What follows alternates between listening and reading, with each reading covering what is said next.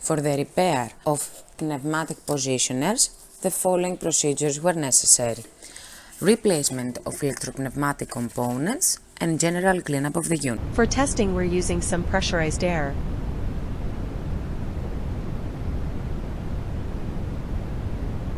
When we manipulate the signal, the output is changing.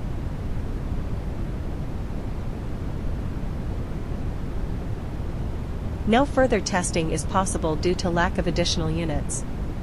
The same process repeated for the second positioner.